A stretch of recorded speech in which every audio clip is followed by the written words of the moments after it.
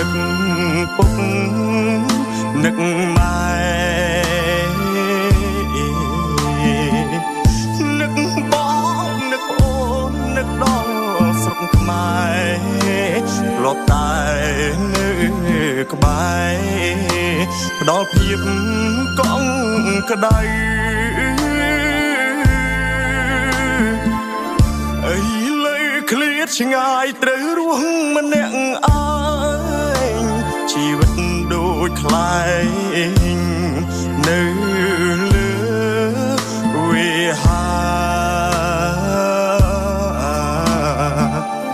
ដល់ខែត្រជាក់ស្ពឹកអស់កាយាស្ទើរសូនសងខាព្រមស្ទើរពុំបាន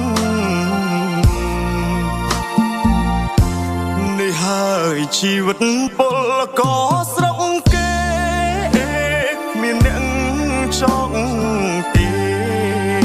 តែកម្មវាសនា